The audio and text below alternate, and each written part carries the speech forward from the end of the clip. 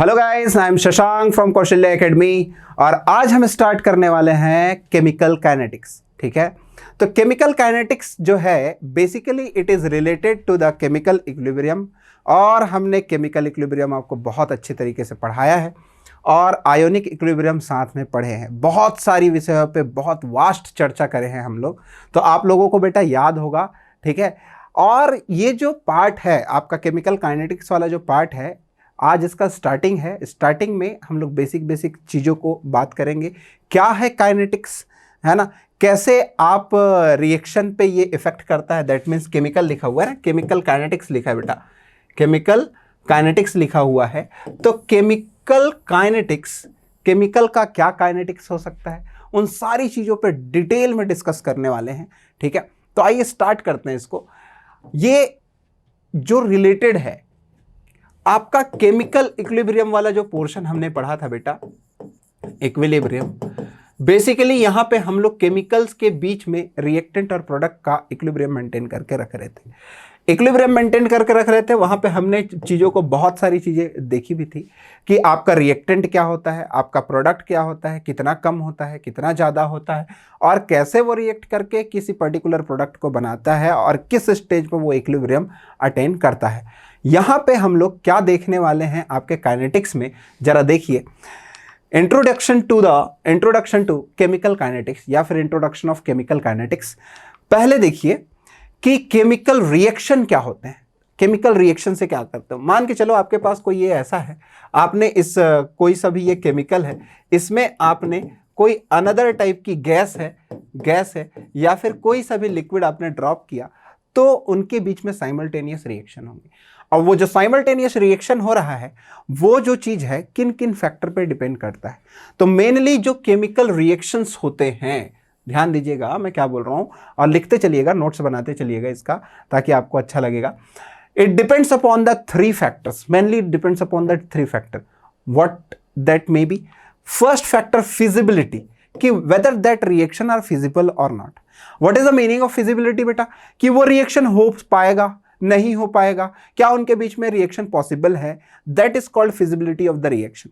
Next one is chemical thermodynamics. इस चीज को थोड़ा सा आप ध्यान रखे रहेंगे, है ना, केमिकल थर्मोडायनेमिक्स, क्योंकि ऑल ओवर जितनी भी सारी फिजिकल के जो चैप्टर है उसको हम लोग कहीं ना कहीं थर्मोडायनेमिक्स से कहीं ना कहीं छोटा सा पार्ट रिलेट करते हैं, और वो सारा चीज जब आप थर्मोडायनेमिक्स पढ़ोगे तब मजा आएगा।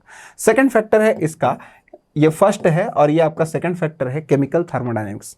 थर्ड है extent of that reaction, extent of the reaction. Fourth होता है आपका, देखो मैं इसको अलग अलग पोर्शन में आपको बता रहा हूं। दैट मीन्स आप ये समझो, पहले तो ये समझो कि फिजिबिलिटी, मैंने बोला कि वो रिएक्शन हो सकता है या नहीं हो सकता है, तो उसकी जो फिजिबिलिटी है उसको कैसे चेक किया जाता है, केमिकल थर्मोडायनेमिक के जरिए उसको चेक करेंगे। ठीक है, तो इसको आप सेकंड पार्ट भी बोल सकते हो, mainly depends upon three factor और it can be depends upon the six factor, ऐसे करके भी बोल सकते हो। Mainly depends upon the three factor ऐसे करके यहाँ पे लिखा हुआ हो, तो आप भी थ्री फैक्टर लिखें। फिजिबिलिटी मतलब, फिजिबिलिटी यहाँ पे किसके टर्मिनोलॉजी में बोल रहा है, कि केमिकल थर्मोडायनेमिक्स के टर्मिनोलॉजी में बोल रहा है। एक्सटेंट किसके, एक्सटेंट सेकेंड है ये, एक्सटेंट किसके टर्म में बोल रहा है, कि केमिकल इक्विलिब्रियम के एक्सटेंट में बोल रहा है। मतलब कोई सा भी रिएक्शन आपका होएगा, ठीक है, अब वो रिएक्शन होएगा तो आपका कितना वो एक्सटेंट तक हो सकता है, that is mainly depends upon the chemical equilibrium. Next thing है आपका स्पीड। क्या है, थर्ड फैक्टर है और मोस्ट इंपॉर्टेंट फैक्टर है, जिसके बारे में हम लोग बहुत ज्यादा चर्चा करने वाले हैं इस चैप्टर में, दैट इज द स्पीड। तो स्पीड जो डिपेंड कर रहा है, स्पीड मतलब क्या, स्पीड कैसे मेजर करोगे, स्पीड कैसे मेजर करोगे। जैसे आपकी गाड़ी चल रही है, ठीक है, कार चल रही है, तो कार का स्पीड आप कैसे मेजर करते हो। ठीक है, तो स्पीड यहाँ पे क्वेश्चन मार्क लगा के रखा हूं। ठीक है, तो उस चीज को मैं आपको बहुत अच्छे से समझाऊंगा। देखिएगा स्पीड क्या है। मेनली इस तीन फैक्टर्स को आप लिख लीजिए। It depends upon mainly three factors. What that will be, that is the feasibility, extent and the speed of the reaction. ठीक है बेटा, फिर देखेंगे कि भैया आपका जो केमिकल रिएक्शन है, मान के चलो आपकी कार ऐसे करके आई, मूव करी, कार मूव करी, तो केमिकल काइनेटिक्स जो अपन स्टडी कर रहे हैं, what is the meaning of chemical kinetic, it is a Greek word kinesis. Kinesis से निकल क्या है, दैट मीन्स मूवमेंट। काइनेसिस मतलब होता है मूवमेंट, आपने फिजिक्स में भी पढ़ा होगा, काइनेसिस मतलब होता है मूवमेंट। ठीक है, नेक्स्ट देखेंगे कि ये जो काइनेसिस जो होता है, मूवमेंट होता है, वो किन मतलब जो मेन जो डेफिनेशन इसका बनता है वो क्या है? It is a branch of chemistry which deals with the study of rates and there mechanism, study of rates and there mechanism which deals with, it is a branch of chemistry, definition है ये, definition है ये, है ना, आप इसको note करेंगे। It is a branch of chemistry which deals with the study of reaction rates and there mechanism, reaction rate और उसके मैकेनिज्म पर निर्भर करता है। ठीक है, तो इसको लिख लीजिए, पॉज करेंगे और लिखेंगे इसको, बहुत ही सिंपल शब्दों में बता रहे हैं। ठीक है, अगर आपको डायरेक्ट डेफिनेशन लिखना है तो आप डायरेक्ट डेफिनेशन भी लिख सकते हैं, इट डिपेंड्स ऑन यू। ठीक है, नेक्स्ट चीज देखिए बेटा, एक छोटा सा क्वेश्चन मैं आपसे पूछना चाहूंगा कि केमिकल काइनेटिक्स, मेनली जो केमिकल काइनेटिक्स है, डील्स विद द डैश, आपके दिमाग में क्वेश्चन मार्क होना चाहिए कि किस चीज से डील करता है। क्या ये चीज स्पॉन्टेनिटी पे डिपेंड करता है? अब सर आप स्पॉन्टेनिटी तो हमको बताया नहीं हो, तो स्पॉन्टेनिटी कैसे पता चलेगा? थर्मोडायनेमिक्स से पता चल जाएगा। सेकंड थिंग है, ये रेट पे डिपेंड करता है। थर्ड थिंग है, ये एक्सटेंट पे डिपेंड करता है। मैं किसकी बात कर रहा हूं? केमिकल काइनेटिक्स की बात कर रहा हूं। मैं किसकी बात कर रहा हूं? केमिकल काइनेटिक्स किससे डील करता है? मैंने डिपेंड नहीं बोला, ठीक है, मैंने डिपेंड नहीं बोला। अगर डिपेंड बोला होता तो आपके दिमाग में एक चीज आ जाता, एक्सटेंट। सर ये तो एक्सटेंट पे डिपेंड करता है, अभी तो आपने 3 फैक्टर्स बताए हैं कि इस पे डिपेंड करता है करके। तो ये मेनली जो डील करेगा किस पे डील करेगा? रेट पे। मैंने स्पीड के सामने क्वेश्चन मार्क लगाया था, तो वो है आपका स्पीड मतलब रेट ऑफ द रिएक्शन जो होता है, that is the main thing. ठीक है, उसके बाद जो अपन देखने वाले हैं, तो यहां पे मेन आंसर क्या आने वाला बेटा? आपका rate is the correct option. ठीक है, तो ये छोटा मोटा क्वेश्चन है जो अपन बीच बीच में करते जाएंगे और आपको चीजें समझ में आती जाएगी। ठीक है, तो नोट कर लीजिए इसको, एक छोटा सा एमसीक्यू है। नेक्स्ट देखेंगे कि टाइप्स ऑफ रिएक्शन, आपके पास कितने टाइप्स ऑफ रिएक्शंस मिलेंगे। ठीक है, और कितने टाइप्स ऑफ ये जो रिएक्शन, जो भी टाइप्स ऑफ रिएक्शंस मिलेंगे, इस टाइप्स ऑफ रिएक्शन में हम लोग केमिकल काइनेटिक्स कहाँ कहाँ खोजेंगे और कहाँ कहाँ से रिएक्शन जो केमिकल काइनेटिक्स के अंदर आएगा उस पे अपन न्यूमेरिकल लगाएंगे या फिर उसके कंसेप्ट को अच्छे से समझेंगे। तो देखिए, टाइप्स ऑफ रिएक्शन में सबसे फर्स्ट होता है आपका वेरी फास्ट रिएक्शन। सेकंड होता है मॉडरेट रिएक्शन या फिर स्लो रिएक्शन लिख लो। ठीक है, थर्ड होता है आपका मॉडरेट रिएक्शन। इन सारे रिएक्शन में सर हमको कैसे पता चलेगा कि कौन सा रिएक्शन फास्ट है, कौन सा रिएक्शन आपका स्लो है, कौन सा रिएक्शन आपका मॉडरेट रिएक्शन है? ये कैसे पता चलेगा? ठीक है, तो इसको पता चलाने के लिए मैंने आपको केमिकल इक्विलिब्रियम में रिएक्शन के टाइप्स बताए थे, तो वो आपको याद होना चाहिए कि कौन से ऐसे रिएक्शंस होते हैं जिसमें केमिकल इक्विलिब्रियम हो सकते हैं। केमिकल इक्विलिब्रियम के लिए दोनों साइड में मोशन होना जरूरी है, दैट में रिवर्सिबल रिएक्शन होना जरूरी है। इरिवर्सिबल रिएक्शन मैंने आपको बताया था कि किस टाइप के जो रिएक्शंस होते हैं बेटा, इरिवर्सिबल रिएक्शन के कैटेगरी में आते हैं। और इरिवर्सिबल रिएक्शन अगर आपके दिमाग में क्लिक करा होगा, ठीक है, कुछ था, प्रेसिपिटेशन था, कंबशन था, ऐसे करके कुछ रिएक्शंस थे, वो आपके दिमाग में अगर क्लिक कर रहा है तो आपसे बहुत आसानी से बन जाएगा। ठीक है, फर्स्ट देखते हैं very fast reaction. Fast word हमारे दिमाग में आता है तो कुछ मूवमेंट हो रहा है ऐसे करके दिमाग में आता है, तो देखिएगा, very fast reaction which takes place within the microsecond और इंस्टेंटेनियसली, विच टेक्स प्लेस, ये इसका डेफिनेशन है, तो डेफिनेशन वाला पोर्शन तो आप बहुत आराम से लिखेंगे। ठीक है, which takes place within the microsecond or instantaneously, that is called very fast reaction। ठीक है, तो ये जो वेरी फास्ट रिएक्शन है, इसके एग्जांपल्स क्या क्या हो सकते हैं? This includes main important point, NEET में ये पूछा जाता है भैया कि आपका वेरी फास्ट रिएक्शन के अंदर क्या क्या चीजें आती है। ठीक है, सिंपल सी बात, this include ionic reactions, all precipitation reaction, जितने भी टाइप के प्रेसिपिटेशन रिएक्शंस होते हैं वो, एंड न्यूट्रलाइजेशन रिएक्शन, इसके बारे में तो बहुत चर्चा करे हैं हमने, और कंबशन रिएक्शन। तो मेनली किस चीज पे डिपेंड कर रहा है आपका वेरी फास्ट रिएक्शन जो है? 4 चीजों पे डिपेंड कर रहा है। तो इसको आप ऐसे लाइन में ना लिख के पॉइंट वाइज लिख सकते हैं। This include all ionic reaction, all precipitation reaction, all neutralisation reaction and combustion reaction. Combustion reaction में ऑल लिखने की जरूरत नहीं है। ठीक है, तो ये 4 मेन जो रिएक्शंस होते हैं उस पर डिपेंड करता है।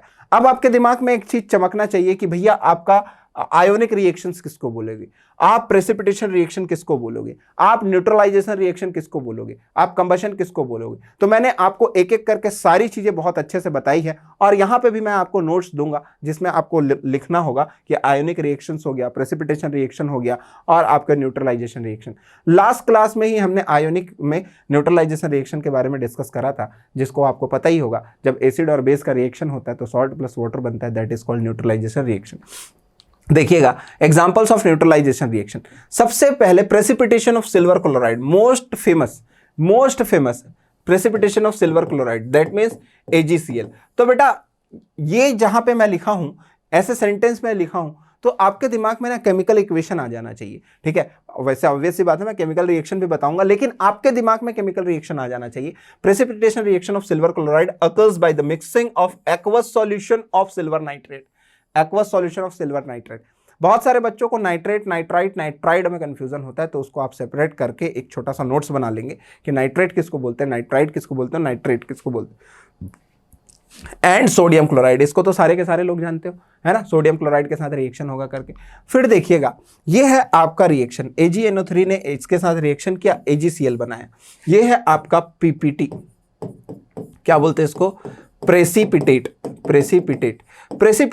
जो होते हैं, ये इनका जो नेचर होता है ये व्हाइटिश कलर का होता है, व्हाइटिश कलर, या फिर इसको कभी कभी बोल देते हैं ऑफ वाइट। मैं बताया भी हूं इसको, आपको याद होगा तो जब मैं प्रेसिपिटेशन केमिकल इक्विलिब्रियम बता रहा था, तो ऑफ वाइट कलर या फिर येलोइश फेड येलो कलर, इस कलर का होता है, ठीक है। और मेन चीज जो होता है प्रेसिपिटेशन का, ये होता है इनसॉल्युबल इन वाटर में सॉल्युबल, वाटर सॉल्युबल नहीं होते। तो किस में सॉल्युबल है, so it is a soluble in organic solvent में सॉल्युबल है। ऑर्गेनिक सॉल्वेंट किसको बोलते हैं भैया, CH2 हो गया, CH2 मतलब कार्बन डाइसल्फाइड। सेकंड है आपका बेंजीन हो गया, ठीक है, आपका ईथर हो गया, ठीक है, अल्कोहल हो गया। ये सारे के सारे आपके क्या होता है, CCl4 हो गया। ये पूरे के पूरे आपके ऑर्गेनिक सॉल्वेंट है। इसको अगर आप देखोगे तो ये आपके नीट में पूछा भी जाता है कि ऑर्गेनिक सॉल्वेंट के एग्जांपल क्या है। बेसिकली इसको रिलेट करके पूछते हैं, आपके केमिकल बॉन्डिंग के चैप्टर से रिलेट करके पूछा जाता है, तो आपको ये चीज़ आना चाहिए। बहुत आसान सी भाषा में बताया हूँ, चीज़ों को आपको समझ में आया होगा। फर्स्ट एग्जाम्पल है प्रेसिपिटेशन का, कि all precipitation reaction is example of very fast reaction, बहुत फास्ट होता है, ठीक है बेटा। तो होपफुली आप इसने नोट कर लिया होगा, इसको अपन क्लियर कर देते हैं।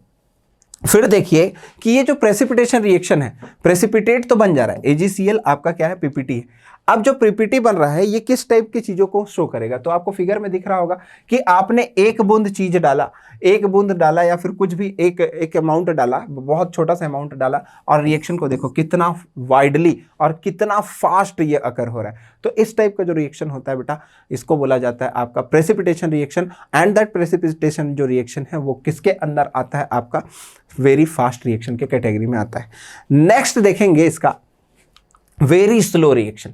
तो वेरी स्लो रिएक्शन का डेफिनेशन क्या हो सकता है, वो ऐसा रिएक्शन है जो सेवरल डेज लगा देते हैं, कुछ साल लगा देते हैं, है ना, बहुत साल लगा देते हैं उस रिएक्शन को होने में। तो आपके दिमाग में एक एग्जांपल चमकना चाहिए, सर कौन सा ऐसा एग्जांपल है जिसमें केमिकल रिएक्शन होता है और वो बहुत सालों लगा देता है अपने केमिकल रिएक्शन को होने के लिए। तो यहाँ पे डेफिनेशन लिखा हुआ है, मैं पहले डेफिनेशन ही लिखाता हूँ, तो देख लीजिए। विच टेक्स डेज और मंथ और even years for the completion, for the completion, complete होने के लिए उसको कुछ दिन की, कुछ महीने की या फिर कुछ साल की जरूरत पड़ती है। That is called your slow reaction. इतना स्लो है भाई कि उस रिएक्शन को, एक वो रिएक्शन था जो एकदम मिली सेकेंड, माइक्रो सेकेंड में रिएक्शन हो रहा था, आपने बस टपकाया, है ना, बूंद गिराया और पूरा रिएक्शन हो गया। That is called very fast reaction. और यहाँ पे ये इवन दिन लगा दे रहे हैं, महीने लगा दे रहे हैं, साल लगा दे रहे हैं, तब भी ये रिएक्शन नहीं हो पा रहा है। कौन है इसका एग्जांपल, बहुत फेमस एग्जांपल है बेटा, आप जानते हो ना, रस्टिंग ऑफ आयरन, ठीक है। रस्टिंग ऑफ आयरन जो है इसका सबसे फेमस एग्जांपल है। तो रस्टिंग ऑफ आयरन का सबसे पहले बच्चों को फॉर्मूला नहीं पता रहता है, तो ये देख लीजिए, आपका आयरन हाइड्रोक्साइड जो होता है, दिस इज योर रस्ट, ठीक है। एक इसके साथ रिएक्ट किया, आपने बचपन में डेफिनेशन पढ़ा होगा ना रस्टिंग ऑफ आयरन का, क्या डेफिनेशन पढ़ा था, बता देता हूँ, रिकॉल करवा देता हूँ आपको। आपने पढ़ा था कि when iron rod comes in contact with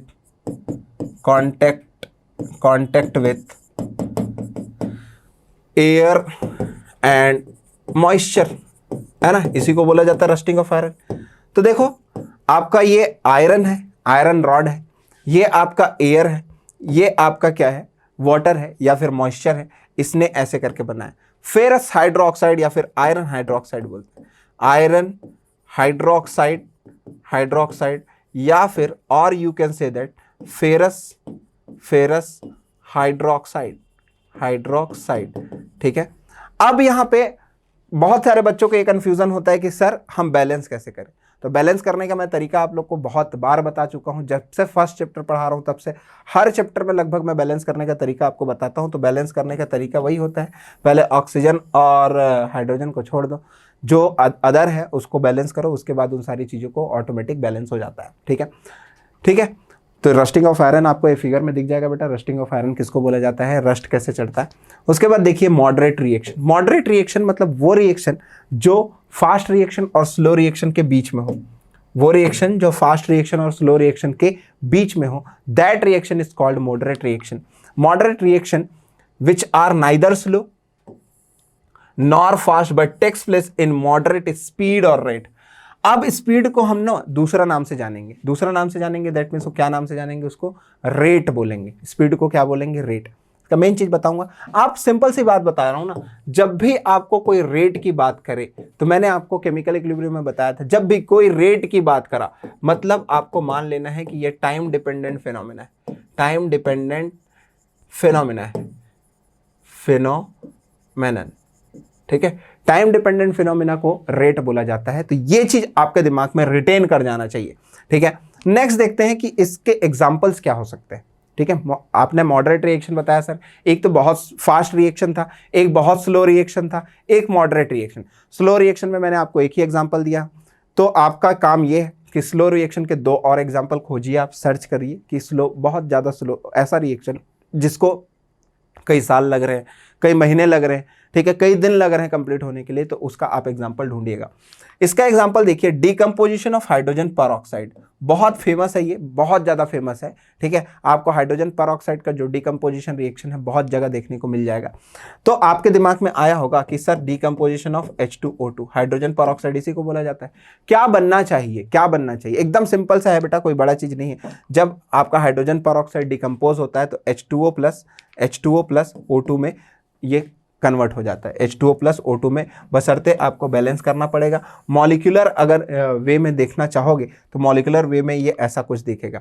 ठीक है, आपका ये H2O2 ने रिएक्ट किया और H2O बनाया और आपका ऑक्सीजन बाहर निकाल दिया। तो ये है आपका मॉलिक्यूलर रिप्रेजेंटेशन में, अगर आप देखना चाहो तो इस तरीके से आपको दिखेगा। बहुत ही सिंपल है, बहुत पेशेंस रखिए। अगर आपने केमिकल इक्विलिब्रियम और आयनिक इक्विलिब्रियम करा है तो ये वाला चैप्टर आपके लिए बहुत ज़्यादा आसान होने वाला है।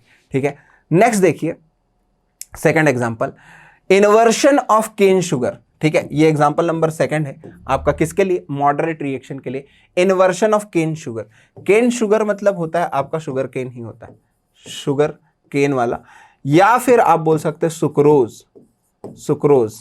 सुक्रोज है। तो इन्वर्शन ऑफ केन शुगर जो है, आप इसको सरफेस केमिस्ट्री में देखोगे, इन्वर्शन ऑफ केन शुगर मतलब यहाँ पे नाम पे ही लिखा हुआ है इसका इन्वर्शन, मतलब या हाइड्रोलिसिस रिएक्शन बोला जाता है, हाइड्रोलिसिस रिएक्शन बोला जाता है, क्योंकि सुक्रोज का रिएक्शन आपके H2O के साथ होगा और H2O के साथ रिएक्शन होगा तो ये क्या बनाएगा, C6H12O6 glucose and C6H12O6 fructose. ये तो बच्चों वाला चीज़ है भैया, इसको तो आप बचपन से जानते हो कि ये क्या बनाता है ना, बहुत सिंपल है। ठीक, नेक्स्ट देखेंगे इसका एग्जाम्पल नंबर 3। फर्स्ट में बोले थे, फर्स्ट में अब हमने देखा था डिकम्पोजिशन, क्या देखे थे, डिकम्पोजिशन ऑफ H2O2। सेकंड में हमने देखा था inversion of glucose and fructose. Next में देखेंगे हम लोग decomposition of nitrogen pentoxide, nitrogen pentoxide दिमाग में आया क्या है, N2O5, नाइट्रोजन पेंटॉक्साइड का डिकम्पोजिशन देखेंगे। जब भी आपको डिकम्पोजिशन टाइप का रिएक्शन बोला जाता है तो आपके दिमाग में आना चाहिए कि या तो वहां पे हीट रिक्वायरमेंट होगा, या तो एंजाइम रिक्वायरमेंट होगा, या तो कैटलिस्ट तो बहुत कम यूज किया जाता है बट वहां पे एनर्जी की रिक्वायरमेंट बढ़ जाती है। तो decomposition of nitrogen peroxide, pentoxide sorry, तो डिकम्पोजिशन ऑफ नाइट्रोजन पेंटॉक्साइड में आपको क्या मिलेगा, ये भी जाना माना चीज है, आपने इसको बहुत बार बताया हूं आपको केमिकल इक्विलिब्रियम में कि इसका कैसे लिखते हैं, लिखने का तरीका भी मैंने आपसे डिस्कस करा था, क्या लिखने का, आपके इक्विलिब्रियम कांस्टेंट लिखने का तरीका डिस्कस करा था। मैंने आपको एक रिलेशन भी बताया था कि what is the relation between Kp and Kc, ये सारी चीज़ों में भी इन सारी चीज़ों का आपने जिक्र करा था। ठीक है, तो ये है आपका basically decomposition of nitrogen pentoxide. ठीक है, फिर देखिएगा moderate reaction. In chemical kinetics we mainly study moderate reaction. ना हम फास्ट रिएक्शन पढ़ते हैं, ना हम स्लो रिएक्शन पढ़ते हैं, हम लोग मेनली पढ़ते हैं मॉडरेट रिएक्शन। मतलब देखो कहां से शुरू हुआ था चीज और कहां पे आके खत्म होने पर है। ठीक है, हमने बोला आपको कि भाई साहब हम क्या है, रिएक्शंस पढ़ेंगे, केमिकल रिएक्शंस पढ़ेंगे, केमिकल रिएक्शन या फिर केमिकल काइनेटिक्स पढ़ेंगे। काइनेटिक्स के अंदर आपको इतने टाइप्स के रिएक्शन दिखे, इतने टाइप्स के रिएक्शन दिखे तो हम कौन से टाइप को चूज कर रहे हैं, मॉडरेट रिएक्शन को चूज कर रहे हैं। हमारे पास फास्ट रिएक्शन था, स्लो रिएक्शन था, वो फास्ट रिएक्शन इतना फास्ट हो जाता है कि उसका स्पीड मेजर करना थोड़ा दिक्कत हो जाता है, स्लो रिएक्शन इतना स्लो हो जाता है कि चीजें पता चल ही जाती है। ठीक है, मॉडरेट रिएक्शन जो होता है वो बीच का रिएक्शन होता है, that is the, you can say that it is the combination of slow reaction as well as a fast reaction. ठीक है, तो फिर क्वेश्चन एक बनता है बेटा, एक सिंपल सा क्वेश्चन है, बेसिकली जिन बच्चों को रिपीटर होंगे उन बच्चों के वाला क्वेश्चन समझ में आ जाएगा, ये थर्मोडायनेमिक्स का चीज है। ठीक है, यहां पे लिखा हुआ है, देखिए जरा ध्यान से देखिए, सबसे बन जाएगा, वैसे रिपीटर है तो आपसे बिल्कुल बन जाएगा। The enthalpies of formation of Al2O3, enthalpy of formation of Al2O3, यहां पे बात कर रहा है एनर्जी की, किसकी बात कर रहा है, ये एनर्जी की, एनर्जी की बात कर रहा है। आपको enthalpy of formation of Al2O3 दे रखा, क्या दे रखा, enthalpy of formation of Al2O3 and B2O3, दूसरा B2O3। ठीक, इतना इसका वैल्यू दे रखा है, 1676 एंड 1274 किलो जूल पर मोल रेस्पेक्टिवली। ठीक है, इतना दिया है। Can this data help us to know the rate of oxidation of aluminium and boron. एक सिंपल सा वे है, क्या इस डेटा से, एनर्जी के डेटा से, ठीक है, एनर्जी के डेटा से मेरे को ऑक्सीडेशन ऑफ एल्यूमिनियम और बोरॉन का कुछ पता चलता है? तो आप देख लीजिए, यहां से कुछ भी पता चलेगा तो मेरे को बताइएगा। ठीक है, थोड़ा सा दिमाग लगाइएगा, मैं तो बताऊंगा ही आपको, है ना, बहुत सिंपल सा चीज है। देखिएगा, no thermodynamic data are not related to the rate of reaction. ठीक है, इस क्वेश्चन को जानबूझ के डाला हूं क्योंकि क्वेश्चन के जरिए चीजों को समझो, ये एम्स का पॉइंट है। ठीक है, जब एजर्सन रीजन वाली जब चीजें पूछी जाती थी ना, तो एम्स का पॉइंट बनता है कि थर्मोडायनेमिक जो रिएक्शंस होते हैं, थर्मोडायनेमिक्स जो डेटा होते हैं, ठीक है, थर्मोडायनेमिक डेटा की बात कर रहे हैं। थर्मोडायनेमिक डेटा मतलब बेसिकली ये कहाँ किसकी बात कर रहा है, थर्मोडायनेमिक एनर्जी की बात कर रहा है या फिर एनर्जी की बात कर रहा है। तो are not related to the rate of reaction, ये चीज आप याद रखे रहेंगे। ठीक है, कभी भी आपका जो थर्मोडायनेमिक डेटा होता है वो रिलेटेड नहीं होता है रेट ऑफ रिएक्शन से। ठीक, ये बात तो आपको याद रहना चाहिए। नेक्स्ट देखते हैं बेटा, एक और क्वेश्चन देखते हैं। Which of the following occurs most rapidly at room temperature, which of the following occurs most rapidly at room temperature, room temperature पे सबसे फास्ट रिएक्शन किसका होने वाला है? तो जो मैंने आपको टाइप ऑफ रिएक्शन बताया, all ionic reaction, all precipitation reaction, क्या क्या बताया, ऑल आयोनिक रिएक्शन, पहले लिख लो यहाँ पे, मैंने आपको बताया आयोनिक, पीपीटी, कंबशन, ठीक है, आयोनिक हो गया, पीपीटी हो गया, कंबशन हो गया, और एक रिएक्शन था आपके पास कौन सा था, आयोनिक हो गया, पीपीटी हो गया, और बच क्या गया जी, एक रिएक्शन और बच रहा है ना, कौन सा, वो acid base reaction, that means neutralisation reaction, neutralisation reaction. ये जो चार कैटेगरी है, इनमें से ये पूछ क्या रहा है, which of the following reactions occurs most rapidly, most rapidly मतलब फास्ट, है ना, फास्ट के कैटेगरी में कौन आएगा, तो वही चीज आपको देखना है।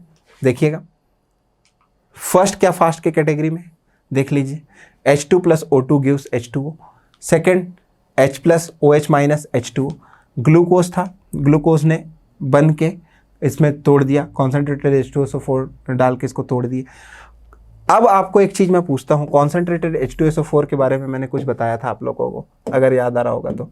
ये होता है ऑक्सीडाइजिंग एजेंट, ऑक्सीडाइजिंग एजेंट। अब ये जो ऑक्सीडाइजिंग एजेंट है, ऑक्सीडाइज कर रहा है किसको? आपके सुक्रोज को या फिर केन शुगर को ऑक्सीडाइज कर रहा है। ऑक्सीडाइज करके इसने ब्रेक कर दिया, देखो बेटा ब्रेक कर दिया, ठीक है।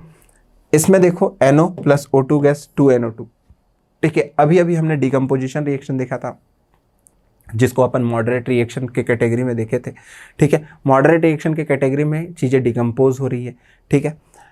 तो यहाँ पे आपको इनमें से कोई सा डेटा मिल रहा है क्या? यस, इनमें से मेरे को पहला वाला ही डेटा मिल रहा है, ऑप्शन नंबर सेकंड में, ठीक है। ये आयोनिक रिएक्शन से, और आयोनिक रिएक्शन ही फास्ट में होता है। तो ऐसे ना आपको बहुत ज़्यादा कन्फ्यूज़न क्रिएट हो जाता है कि भाई साहब मैं क्या करूं, कैसे टाइप के इसको इंटरप्रेट करूं। तो ये देखो छोटा सा ट्रिक बताया हूं, ये ट्रिक आपको काम कर जाता है कि आपको बेटा रिएक्शन पहचानने आना चाहिए कि कौन सा रिएक्शन आपके मॉडरेट रिएक्शन में आएगा, कौन सा रिएक्शन आपके स्लो रिएक्शन में आएगा, और कौन सा रिएक्शन आपके कंबशन में आएगा। ये चीज़ अगर आप समझ जाते हो तो आपको ये समझ, और थोड़ा सा वर्डिंग्स को भी समझा करो। मोस्ट रैपिडली बोला है उसने, क्या बोला है? मोस्ट रैपिडली बोला है। तो इस चीज़ से आपको नॉलेज हो जाना चाहिए कि भैया आपको कौन से टाइप के रिएक्शन दे रहे हैं और ये क्या पूछ रहे हैं। अगर यहीं पे बात अगर मॉडरेट लिख देता, मैं यहाँ पे क्या लिख देता? मॉडरेट लिख देता, तो मॉडरेट से आपको क्या समझ में आता? कौन सा रिएक्शन आपके मॉडरेट कैटेगरी का है? तो दिख ही रहा है आपका जो नीचे वाला जो रिएक्शंस है वो मॉडरेट रिएक्शन है, वो बहुत बीच in between the slow reaction and fast reaction के कैटेगरी में होगा, ठीक है। तो ऐसे ऐसे छोटे से छोटे जो पॉइंट्स होंगे, है ना, जिसको क्वेश्चन के जरिए मैं आपको समझाने की कोशिश करूंगा, तो देख लीजिए इसको ध्यान से और नोट कर लीजिए बेटा, ठीक है। तो इतना तक तो समझ में आ गया होगा बेटा आपको। आगे देखते हैं, इसके और कुछ एग्जांपल देखते हैं जिससे आपको और चीजें क्लियर हो जाए।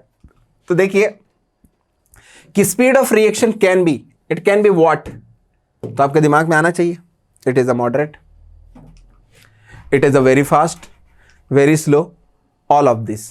क्या होना चाहिए? Speed of reaction can be, ठीक है। दिमाग में क्या आया? सर तो आप तीनों बताए हो, तो क्या तीनों लगा दूं? यस, तीनों लगा दो, ऑल ऑफ द अबव या फिर all of this. Speed of reaction क्या हो सकता है? मॉडरेट भी हो सकता है, स्लो हो सकता है, वेरी फास्ट कैटेगरी में भी हो सकता है। नेक्स्ट देखेंगे, chemical kinetic deals with those reactions which occurs at, ठीक है। ऐसे करके क्वेश्चन जो होते हैं ना बेटा, ये बहुत लॉजिकल क्वेश्चन होते हैं, आपका जो कंसेप्ट बिल्ड करने में ना बहुत हेल्प करते हैं ये वाली चीज़ें, ठीक है। तो क्वेश्चन को स्किप मत कीजिएगा, क्वेश्चन को लिखते भी चलिएगा, ठीक है। और ऐसे बताने से ना क्या होता है कि आपके दिमाग में चीज़ें ना तुरंत स्विच करती हैं कि हाँ भाई क्लिक करेगी कि हाँ ये ऐसा होता है, ऐसे करके। तो किस पे डिपेंड करेगा? स्लो स्पीड पे।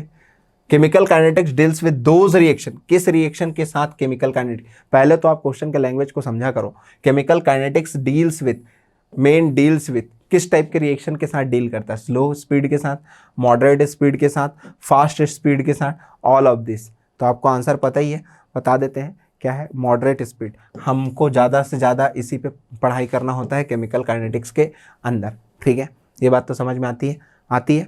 नेक्स्ट देखेंगे, रेट स्पीड, ठीक है। बेसिक जो थिंग्स होता है, rate speed and the types of reaction, या sorry and the velocity of the reaction. आपके दिमाग में क्या आया जब मैंने ये बात बताया, वेलोसिटी बताया, या फिर आपके दिमाग में क्या आया जब मैंने स्पीड बताया? स्पीड इक्वल्स टू क्या होता है? फिजिक्स में आपने पढ़ रखा है, speed equals to distance upon time, या फिर you can say that displacement upon time, displacement upon time. यही तो होता है भैया रेट का मतलब। तो सर जब रेट का मतलब ये होता है, speed equals to displacement upon time होता है, तो हमको दिखाइए कि इसमें जो केमिकल काइनेटिक्स में आप डिस्टेंस कैसे मेजर करने वाले हो? आप किसी चीज का डिस्टेंस कैसे मेजर करने वाले हो? आप स्पीड लिखा दिए, यहां पे वेलोसिटी लिखा दिए, वेलोसिटी इक्वल्स टू क्या होगा? डिस्प्लेसमेंट अपॉन टाइम, ऐसे करके होगा। तो आप इस चीज को कैसे बताओगे सर, है ना? यहां पे अपन केमिकल के बारे में, क्या एक केमिकल आया ऐसे करके डिब्बे में है ना, यहां पे सॉल्यूशन फेस में है, दूसरा केमिकल आया तो इनके बीच का डिस्टेंस मेजर करेंगे, दैट इज द डिस्टेंस, या फिर कितने स्पीड से उसमें डाल रहे हैं, कितना टाइम उसको लग रहा है, वो स्पीड होगा क्या? या फिर उसके रिएक्शन जब गया तो उस मॉलिक्यूलर जो मूवमेंट है, इतना छोटा सा मॉलिक्यूल है, उनके बीच में स्पीड मेजर करेंगे? ना मुन्ना ना, इस चीज को अपन दूसरे वे से देखेंगे। आइए देखिए, आपको समझ में आ जाएगा। जैसा कि मैंने डील किया था और आपको बताया था कि जो R होता है वो आपका रिएक्टेंट पोर्शन होता है। किसी भी रिएक्शन के लिए सबसे मोस्ट इंपॉर्टेंट कैटेगरी का चीज होता है आपका रिएक्टेंट, क्योंकि जब रिएक्टेंट ही नहीं होगा तो रिएक्शन कहां से होगा भैया, ठीक है। सेकंड होता है आपका product. How reactant and product is related, you know that very well, ठीक है। फिर देखिए, ये आपका एक कार है, ये आपका रिएक्टेंट है, ठीक है। इसने क्या किया, ये आया ऐसे करके स्पीड से आया, ठीक है, एक डेस्टिनेशन से आया और प्रोडक्ट में कन्वर्ट हो गया। यह आपका कार रिएक्टेंट पे था, है ना, रिएक्शन पॉइंट पे था, और इसने अपना रिएक्शन दिया और जाके प्रोडक्ट में कन्वर्ट हो गया। सर आपका कार कैसे प्रोडक्ट में कन्वर्ट हो रहा है? मैं इसकी स्पीड की बात कर रहा हूं, ठीक है। ऐसा मान के चलो कि वहां पे रिएक्टेंट पे था और वहां पे आया प्रोडक्ट, मतलब कुछ तो डिस्टेंस ट्रेवल किया है। क्या डिस्टेंस ट्रेवल, अगर कार के बेसिस पे बोलूं तो डिस्टेंस ट्रेवल किया है, मतलब यहाँ पे क्या होगा, इसका डिस्टेंस है और उसका टाइम भी लगा होगा, मतलब इसका स्पीड निकल जाएगा। लेकिन what about the chemical reaction जिसका रिएक्टेंट और ये प्रोडक्ट, ऐसे करके कोई भी सभी रिएक्टेंट है, सम टाइम बाद उसका प्रोडक्ट बन जाएगा। सम टाइम मतलब उसका क्या है, आपके पास टाइम है ना, टाइम है, कुछ टाइम बाद वो रिएक्शन हो रहा है। तो क्या चीज चाहिए भाई रेट निकालने के लिए? क्या आपको speed of the automobile is expressed as, सबसे पहले देखिएगा, speed of the automobile is expressed as speed equals to change in position upon time taken, change in position upon time taken. वही बात तो मैं इसके लिए करूंगा, केमिकल के लिए करूंगा। किसके लिए करूंगा? केमिकल के लिए करके देखेंगे, किसी भी केमिकल जो रिएक्शंस है उसके लिए करके देखेंगे कि क्या होगा। ये सारी चीजें आप नोट करते जाएंगे बेटा, तब आपके लिए ज्यादा मजा आएगा, ठीक है। फिर क्या होगा, ये आपका रिएक्टेंट है, फिर ये आपका प्रोडक्ट है, इनके बीच में अपने को रेट, स्पीड या फिर वेलोसिटी ऑफ द रिएक्शंस देखना है। अब इसको अपन कैसे देखेंगे, तो आपको कुछ नहीं करना है, रेट ऑफ केमिकल रिएक्शन लिखना है, this is the main thing, ठीक है। ये आपके लिए बहुत जरूरी चीज है, रेट ऑफ द रिएक्शन लिखना है।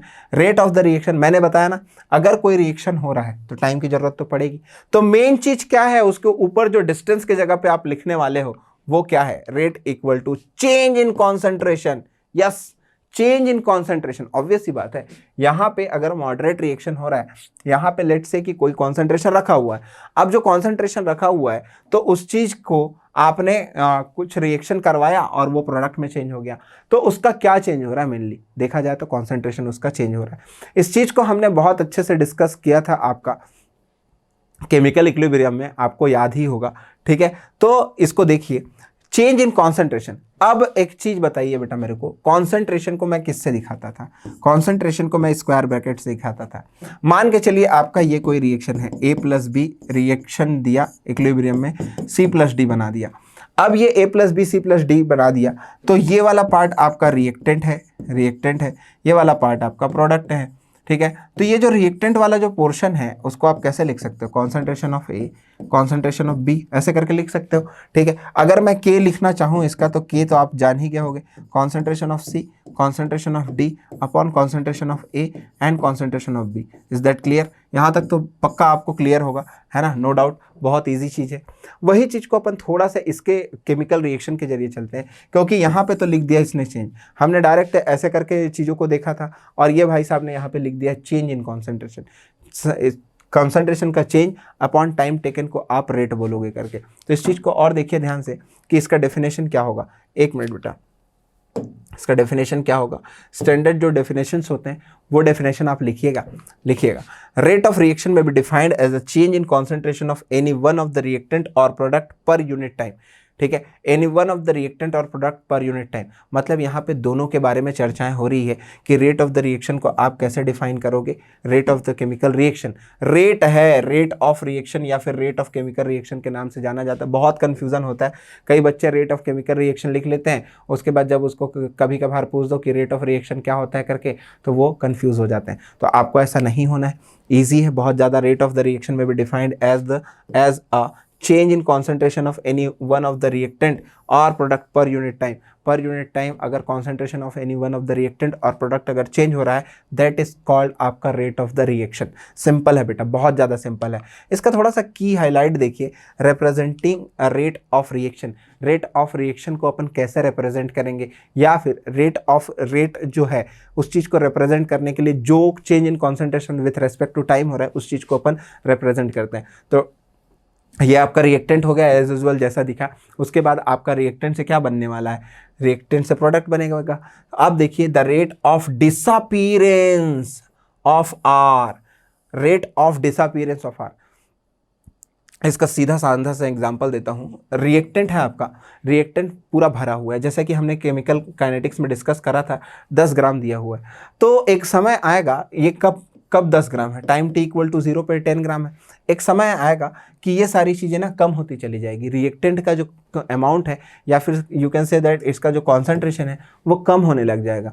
जब इसका कॉन्सेंट्रेशन कम होने लग जाएगा ना बेटा, तो क्या होगा, ये रेट ऑफ डिसअपीयरेंस आएगा। मतलब ये क्या होते जाएगा, डिसअपीयर होते चले जाएगा, खत्म होते चले जाएगा। जब ये चीज़ डिसअपीयर होते चले जाएगा या फिर ख़त्म होते चले जाएगा तो आपको एक और चीज़ मिलने लग जाएगा कि इसका ये कितने रेट से कम हो रहा है या फिर इसको कितना स्पीड लग रहा है। मतलब वही चीज़ तो है, change in concentration of reactant upon time.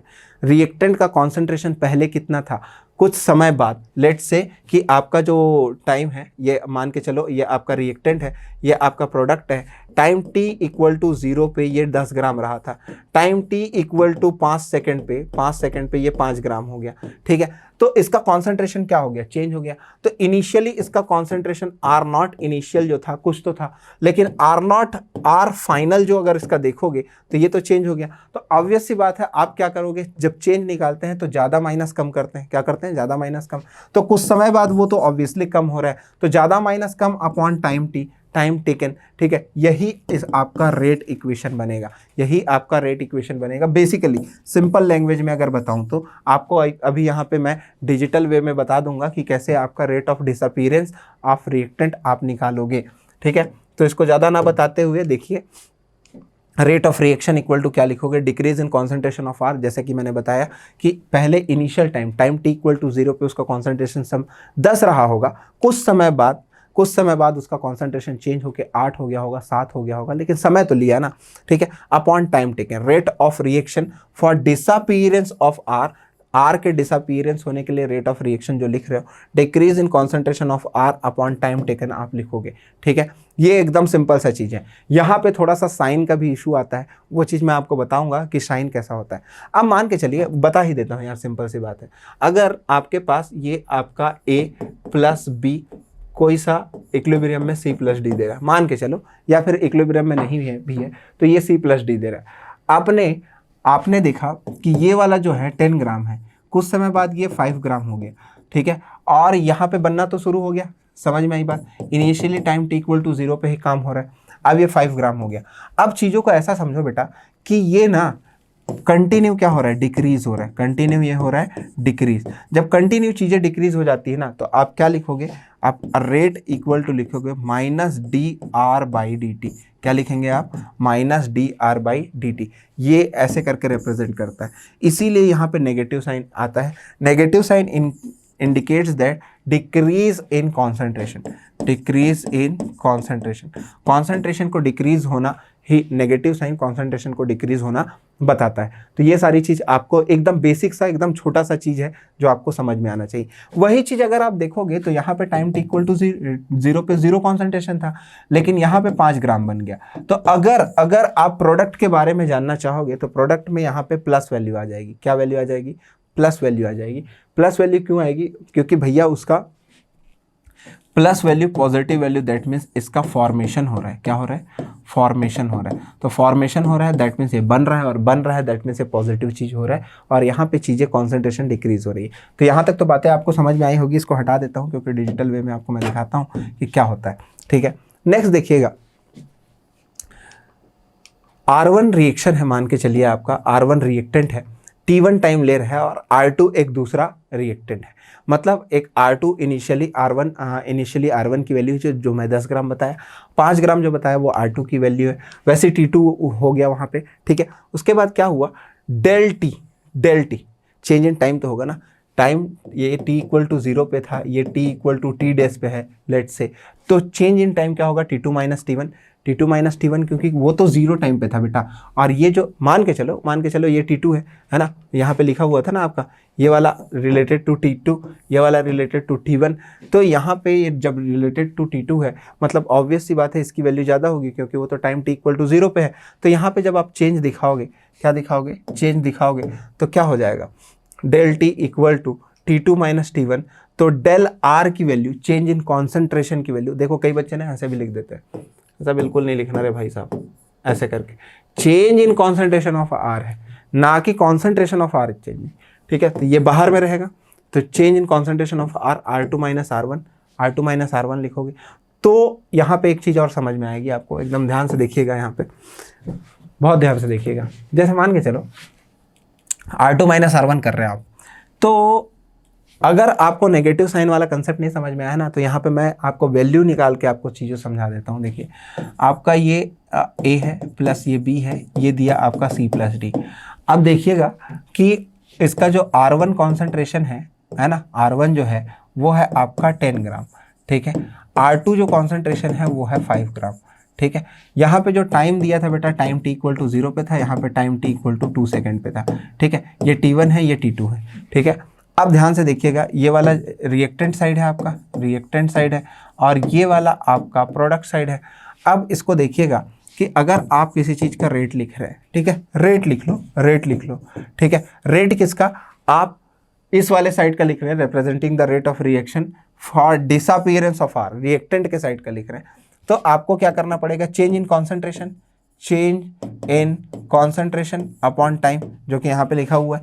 अब इसी चीज को देखिए, चेंज इन कॉन्सेंट्रेशन मतलब जब del R upon del T लिखोगे तो क्या लिखोगे, R2 माइनस R1, R2 की वैल्यू 5 ग्राम, R1 की वैल्यू 10 ग्राम, यहाँ पे T2 माइनस T1, T2 की वैल्यू 2 सेकेंड माइनस 0, यहाँ पे ऑब्वियसली देखोगे आप -5/2, नेगेटिव वैल्यू आई कि नहीं आई, तो नेगेटिव वैल्यू क्या इंडिकेट कर रहा है आपको, रेट ऑफ डिसअपीयरेंस इंडिकेट कर रहा है कि चीज़ें कितने रेट से डिसअपीयर हो जा रही है।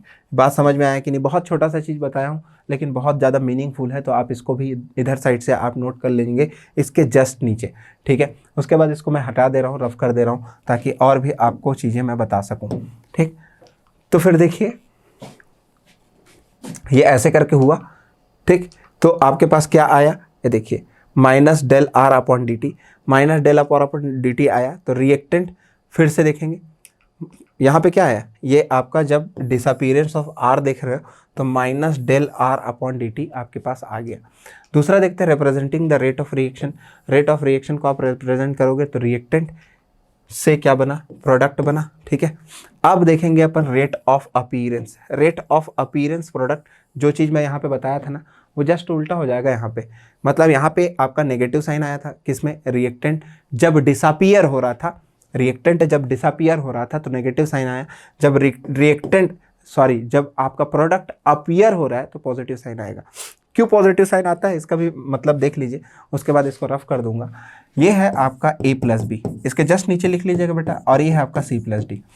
लेट्स से कि आपका टाइम t इक्वल टू 0 पे या फिर t1 इक्वल टू 0 पे ये 10 ग्राम रहा था, ठीक है। तो ये 0 ग्राम रहा था, कुछ बना ही नहीं था क्योंकि रिएक्शन तो शुरू नहीं हुआ, time t1 equal to 0, t2 equal to 2 second पे, t2 इक्वल टू 2 सेकेंड पे ये 5 ग्राम हो गया, ये 5 ग्राम हो गया।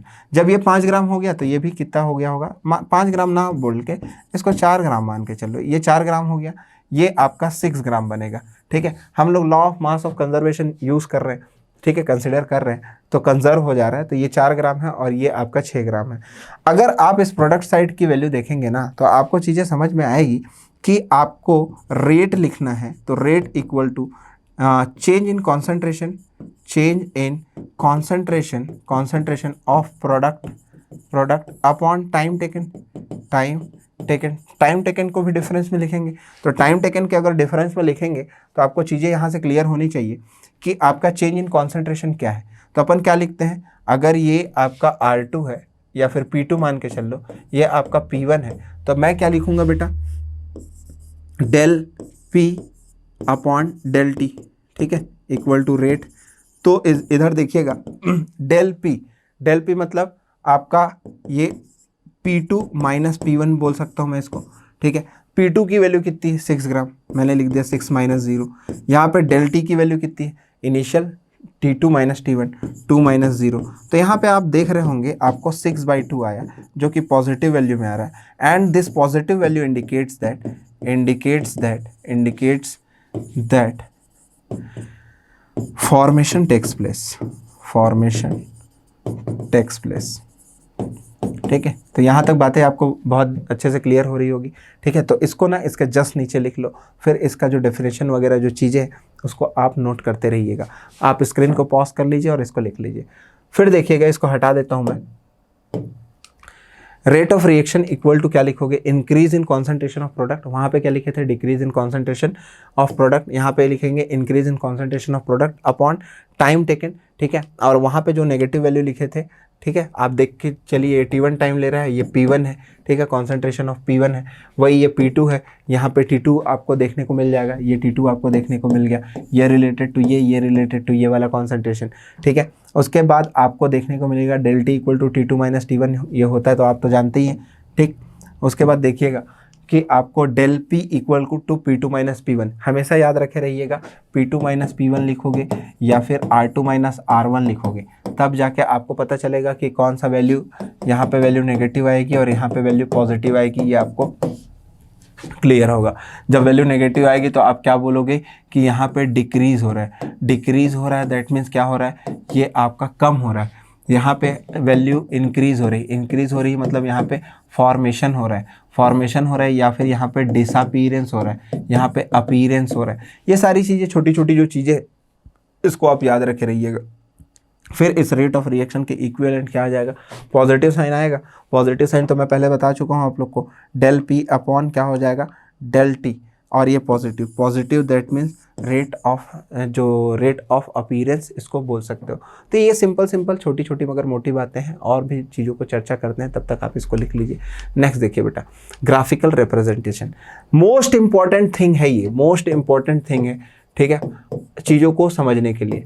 और यही ग्राफिकल चीज़ मैंने आपको केमिकल इक्विलिब्रियम में पढ़ाया है। तो केमिकल इक्विलिब्रियम के हिसाब से अगर देखा जाए तो आपको ये ग्राफ आता है। दैट मीन्स रिएक्टेंट कॉन्सेंट्रेशन हमेशा ऊपर रहेगा, ऊपर से वो नीचे आता है, टाइम के साथ साथ वो क्या होते जाता है, रिएक्टेंट का कॉन्सेंट्रेशन कम होते जाता है, ये तो जानते हो। दूसरा हम लोग देखेंगे प्रोडक्ट के साथ इसका रिलेशन क्या रहेगा, प्रोडक्ट के साथ ग्राफिकल रिप्रेजेंटेशन क्या रहेगा। तो प्रोडक्ट का कॉन्सेंट्रेशन है टाइम के साथ क्या होगा, मान के चलिए प्रोडक्ट आपका टाइम t इक्वल टू 0 पे, ये टाइम t इक्वल टू 0 है, time t equal to 1 second है, time t equal to 2 second है, time t equal to 3 second है। तो जैसे जैसे टाइम बढ़ते जाता है वैसे वैसे इसका कर्व कैसे चढ़ते जाएगा, ऊपर चढ़ते जाएगा। देख लीजिए ऐसे करके ऊपर चढ़ेगा। एक समय आ जाएगा जब इक्विलिब्रियम अटेंड करने वाली बातें होगी या फिर कुछ होगा तो वो आपका इक्विलिब्रियम अटेंड कर लेगा। तो एक टाइम पे वो अटेंड तो कर लेगा, लेकिन ये क्या है, निरंतर इंक्रीज होते जा रहा है। लेकिन ये आपका जो रेट है, ये रिएक्टेंट का जो कॉन्सेंट्रेशन है वो डिक्रीज होते जाता है, ठीक है। यही चीज़ को आप ऐसे समझो कि भाई साहब दोनों ग्राफ को अलग अलग बनाइएगा। उसके बाद एक थर्ड ग्राफ देखिएगा कि अगर आपको रिएक्टेंट का कॉन्सेंट्रेशन और आपका प्रोडक्ट के कॉन्सेंट्रेशन को अगर आप मिक्स कर देते हैं, ठीक है, तो आपको कहीं ना कहीं पे एक इंटरसेक्शन पॉइंट मिलेगा। एंड दैट इंटरसेक्शन जो पॉइंट मिलेगा वही पॉइंट आपका इक्विलिब्रियम पॉइंट कहलाएगा। तो इस चीज़ को अपन डिस्कस कर चुके हैं। ये आपको एक पॉइंट मिला, इंटरसेक्शन पॉइंट मिला। यहाँ से ऊपर से जो आया है वो आपका रिएक्टेंट है और ये जो नीचे से गया है वो प्रोडक्ट है। अगर आप इसके लिए एक रिएक्शन असाइन करते हो A+B, ठीक है, इक्विलिब्रियम में है C+D के साथ, ठीक है, तो ये जो ऊपर से आया हुआ ये A+B है और नीचे से जो गया है वो C+D है, ठीक है। कॉन्सेंट्रेशन ऑफ A+B ऊपर से आया है और कॉन्सेंट्रेशन ऑफ C+D नीचे से गया है। ये है आपका इक्विलिब्रियम पॉइंट, ठीक है। तो ये चीज़ें आपको बहुत अच्छे से क्लियर होनी चाहिए बेटा, ठीक है। कोई बड़ा रॉकेट साइंस नहीं है, कोई इशू नहीं होना चाहिए। ग्राफिकल रिप्रेजेंटेशन में मैंने आपको 3 ग्राफ बताया। ये जो ग्राफ है कॉन्सेंट्रेशन अपॉन टाइम का, it is not specific that it is the concentration of reactant और कॉन्सेंट्रेशन ऑफ प्रोडक्ट, क्योंकि कॉन्सेंट्रेशन ऑफ रिएक्टेंट का चीज़ मैं आपको अलग बताया हूँ, कॉन्सेंट्रेशन ऑफ प्रोडक्ट का चीज़ मैं अलग बताया हूँ। And this is the third graph that is the combination of reactant and product, ठीक है। तो combination of reactant and product में एक ऐसा पॉइंट आएगा जिसमें ये इंटरसेक्ट कर देगा, और इंटरसेक्ट कर देगा तो आपको पॉइंट ऑफ इक्विलिब्रियम मिल जाएगा। उसके बाद डिपेंड करता है कि वो कांस्टेंट जा रहा है, कर्व कांस्टेंट जा रहा है, कि वो आपका कम हो जा रहा है, कि ज़्यादा हो जा रहा है, कि पूरा का पूरा डिसोशिएट हो जा रहा है, कि कुछ उसमें बच रहा है, वो डिपेंड करता है। ऐसे डिफरेंट टाइप के ग्राफ मैंने आपसे डिस्कस करा है, ठीक है। तो होपफुली आपको ये अच्छा से समझ में आया होगा, तो इसको नोट कर लीजिए, ठीक है। अगर जो नोट नहीं किए हैं इसको स्क्रीनशॉट लीजिए, इसको नोट कीजिए, ठीक है, या फिर स्क्रीन को पॉज करके इसको नोट करिए, ठीक है। तो देखिए कितना प्यारा सा ये दोनों फॉर्मेशन हो रहा है, तो आपको चीज़ें और भी ज़्यादा अच्छे से क्लियर हो रही है, ठीक है। तो देखिए बेटा आगे चलते हैं। अगर अपन वैल्यू के हिसाब से चले तो आपको ऐसा कुछ दिखेगा, रेट है ना।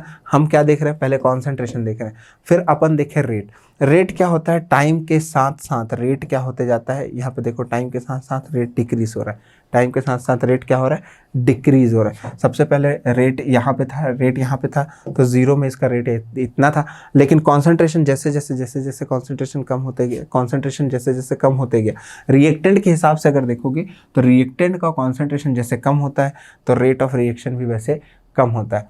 प्रोडक्ट के साथ देखोगे तो प्रोडक्ट का कॉन्सेंट्रेशन बढ़ता है तो आपका रेट ऑफ रिएक्शन डिक्रीज होता है। तो rate depends upon the concentration of reactant. ये चीज़ आपको देखना है, बहुत इंपॉर्टेंट पॉइंट में से एक है, नीट में डायरेक्टली पूछा हुआ सवाल है कि आपका जो रेट होता है, ठीक है, रेट फैक्टर्स तो होता है, केमिकल रिएक्शन किस फैक्टर पर डिपेंड कर रहा है। अब देखिए यहाँ पे एक क्रोनोलॉजी आपको देखने को मिलेगा। केमिकल रिएक्शन है वो किन चीज़ पे डिपेंड कर रहा है, केमिकल रिएक्शन या फिर केमिकल काइनेटिक्स जो है वो किस चीज़ पे डिपेंड कर रहा है, वो आपके स्पीड पे डिपेंड कर रहा है, स्पीड और you can say that rate कौन सा होना चाहिए, मॉडरेट रेट होना चाहिए, ठीक है, मॉडरेट रेट होना चाहिए। और जो आपका मॉडरेट रेट है वो किन चीज़ पे डिपेंड करना चाहिए, कॉन्सेंट्रेशन पे। कॉन्सेंट्रेशन किसके कॉन्सेंट्रेशन पे, आपके रिएक्टेंट के, ठीक है। तो यहाँ साफ साफ और बड़े अक्षरों में लिख लेना नोट करके, rate of reaction does not depend upon the rate of reaction. मैं लिख ही देता हूँ, rate of reaction does not depend upon the product of the reaction, it only depend upon the product of reaction बोल दिया था यार, concentration of product, it only depend upon the concentration of reactant, ठीक है। तो देखिए units of the reaction, ये main चीज़ है, यहाँ से नीट में सवाल आते हैं और इसको आपको तो याद करके रखना ही चाहिए। एज ए नीट एस्पिरेंट आपको ये चीज़ आना ही चाहिए बेटा, बहुत ईजी सा कंसेप्ट है। आपको मैं एक चीज़ बताऊं तो आप पहले ये चीज़ नोट कीजिएगा, उसके बाद ये सारी चीज़ों को और भी इसमें यूनिट्स वगैरह दिए हुए हैं उसको देखिएगा। मान के चलिए आपको ना ऐसे करके कोई रिएक्शन दिया हुआ है, मैं सारा चीज़ रिएक्शन से ही स्टार्ट करता हूँ तो आप घबराइएगा मत। ये है आपका A+B, इसने क्या दिया, C+D दिया। अब अगर आप इसका K लिखोगे तो आप K तो चलो ठीक है, K ज़्यादा लंबा हो जाएगा, नहीं बताऊँगा, ठीक है। आप इसका रेट लिखना चाहोगे, क्या लिखना चाहोगे, रेट लिखना चाहोगे। तो रेट कैसे लिखते हैं, रेट अभी मैंने बताया कि रेट किस चीज़ पे डिपेंड कर रहा है, कॉन्सेंट्रेशन ऑफ रिएक्टेंट पे। तो मान के चलो आपने चेंज इन कॉन्सेंट्रेशन ऑफ ए लिख दिया, या फिर ऐसे ना लिख के यार, इसको ऐसे शॉर्ट वे में लिख लो, ये रिएक्टेंट है ये प्रोडक्ट है, आपने रेट लिखा, रेट कैसे करके लिखा, del R upon del T, ऐसे करके रेट करके लिखा, ठीक है। अब ये जो चीज़ लिखा हुआ है, ये चीज़ जो लिखा हुआ है ये कॉन्सेंट्रेशन है, सिंपल सी बात है, कॉन्सेंट्रेशन अपॉन टाइम करके लिखा हुआ है, ठीक। अगर इस रेट ऑफ रिएक्शन को थोड़ा सा अगर आप ध्यान से देखोगे तो ये जो रेट है ये तो कॉन्सेंट्रेशन है, ठीक है। अब इसको ऐसे समझो आप, रुको इसको ऐसे बता रहा हूँ, डोंट वरी। यूनिट्स देखिए, इसके पहले units concentration upon time, rate का जो मेन यूनिट होता है वो कॉन्सेंट्रेशन अपॉन टाइम होता है। फिर मैं आपको आइडेंटिफाई करना सिखाऊंगा कि units of rate of reaction कैसे निकाला जाता है, ठीक है। तो देखिएगा, एक मिनट इसको देखिएगा, रेट प्रोडक्ट, तो rate equal to concentration upon time, ठीक, मतलब change in concentration upon time, change in time करके लिख सकते हैं। तो अब देखते हैं units of rate of reaction. Units of rate of reaction बहुत ज़्यादा इंपॉर्टेंट होता है बेटा, ये नीट के पॉइंट ऑफ व्यू से तो बहुत ज़्यादा इंपॉर्टेंट है। क्यों इंपॉर्टेंट है? क्योंकि आपको डायरेक्ट यूनिट देख के मैं ना रिएक्शन कौन सा रिएक्शन है, ऑर्डर ऑफ रिएक्शन ये बता दूंगा, ठीक है। भले ही अभी ऑर्डर ऑफ रिएक्शन आपको नहीं बताया हूँ, लेकिन आपको यूनिट्स निकालना सिखा दूंगा कि यूनिट्स कैसे निकाला जाता है। बेसिकली अगर आप देखोगे, पहले मैं लिख रहा हूँ उस चीज़ों को आप समझो कि बेसिकली सिंपल सा वे में अगर बताएं तो ये आपका रिएक्टेंट है, ये आपका प्रोडक्ट है। अभी तक जो स्टोरी मैंने आपको सुनाया है उसमें आपने देखा होगा कि रेट जो है उसको आप लोग क्या लिखते हैं? Concentration upon time. रेट क्या होता है? Concentration upon time.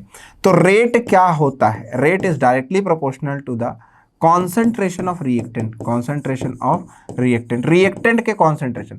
अगर रिएक्टेंट ही नहीं होगा तो रेट कहाँ से निकलेगा? तो rate is directly proportional to the concentration of reactant. अगर इसको और सिंपल भाषा में लिखूं तो रेट इक्वल टू क्या लिखूंगा? के, ठीक है। अगर कॉन्सेंट्रेशन ऑफ आर है तो डायरेक्टली प्रोपोर्शनल का साइन मैंने हटा के यहाँ पे के लिख दिया। अगर आपको इस चीज़ को मॉडिफाई करना है बेटा, ठीक है, ये है आपका प्रोपोर्शनलिटी कांस्टेंट, ये है कांस्टेंट, प्रोपोर्शनलिटी कांस्टेंट की वैल्यू, ठीक है। तो इसी को रेट कांस्टेंट बोला जाता है।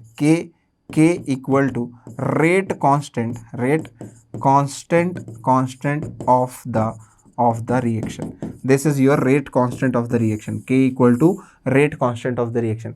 अब rate constant का अगर आपको यूनिट मिल जाए, रेट कांस्टेंट का अगर आपको यूनिट मिल जाए, unit of rate of the reaction लिखा है, तो रेट कांस्टेंट का अगर आपको यूनिट मिल जाए तो आप क्या निकाल सकते हो? सिंपल सी बात है, आप सिंपल ये चीज़ फाइंड आउट कर सकते हो कि वो ऑर्डर ऑफ रिएक्शन क्या है। वैसे इसके बारे में मैं थोड़ा सा और चर्चा करूंगा बाद में, है ना, लेकिन पहले भी बता दे रहा हूँ कि K equal to rate upon क्या लिखोगे आप? रेट अपॉन आपका कॉन्सेंट्रेशन ऑफ आर। और आप जानते ही हो रेट इक्वल टू क्या होता है? कॉन्सेंट्रेशन अपॉन टाइम, ठीक है। और इसके मतलब क्या होता है? 1 अपॉन कॉन्सेंट्रेशन ऐसे करके लिख सकते हो, लेकिन इसके 1 अपॉन कॉन्सेंट्रेशन में ऐसे करके पावर n लिख देना, क्योंकि n पावर से अपने को पता चलेगा कि ऑर्डर ऑफ रिएक्शन 0 है, फर्स्ट है, सेकंड है, ऐसे करके ये छोटा सा चीज़ लिख लेना।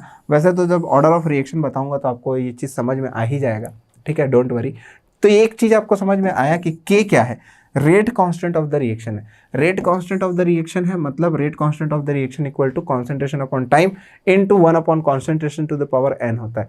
इतना तो बात आपको समझ में आता है, ठीक है। इसको लिख लीजिए, फिर हटाता हूँ, एनिमेटेड चीज़ आपको दिखानी, होपफुली आपने लिख लिया होगा। फिर देखिए, सिंपल सी भाषा में देखा जाए तो यूनिट्स रेट इक्वल टू क्या होता है? कॉन्सेंट्रेशन अपॉन टाइम, ठीक है। तो अगर इसका देखेंगे तो मोल पर सेकेंड कॉन्सेंट्रेशन अपॉन टाइम, ठीक है, या फिर मोल पर सेकेंड कॉन्सेंट्रेशन मतलब मोलारिटी पर सेकेंड, ठीक है। कॉन्सेंट्रेशन इक्वल टू क्या होगा? Number of moles per unit volume upon time है, तो ये number of moles per unit volume को अपन क्या बोलेंगे? मोलारिटी, ठीक। और ये टाइम तो है, तो मोलारिटी पर सेकेंड ऐसे करके बोल सकते हो आप। नेक्स्ट, मोल पर लीटर पर सेकेंड ऐसा भी तो बोल सकते हो। जैसे कि मैंने बोला, ये कॉन्सेंट्रेशन इक्वल टू क्या होगा? Number of moles per unit volume, ठीक है।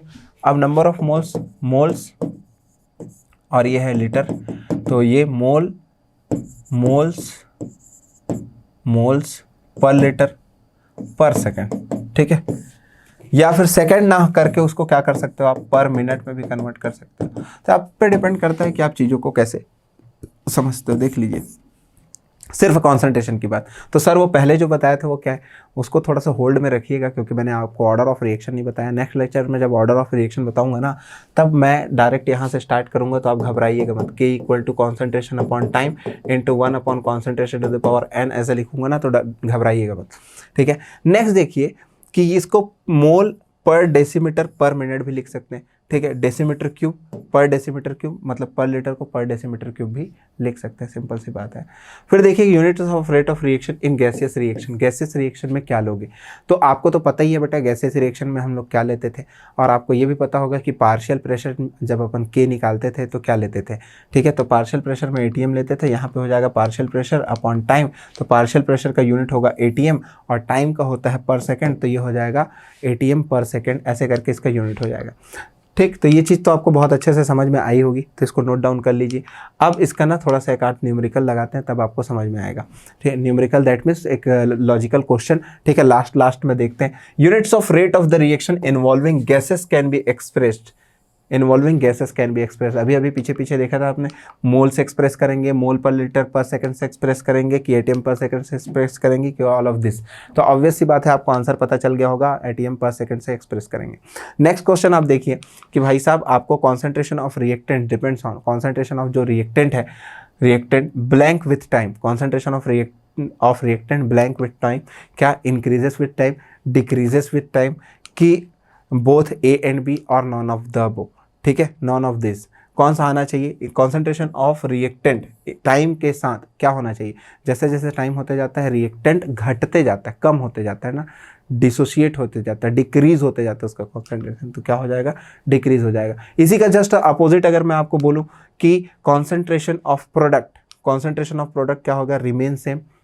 टाइम के साथ क्या होता है? विथ टाइम करके लिखा हुआ है ना, तो विथ टाइम ये क्या होता है? सेम होता है, इंक्रीज होता है, डिक्रीज होता है, कि बोथ होता है, कि आपका नॉन ऑफ द अबव होता है। तो आपको समझ में आना चाहिए कि भाई साहब ये इंक्रीज होता है।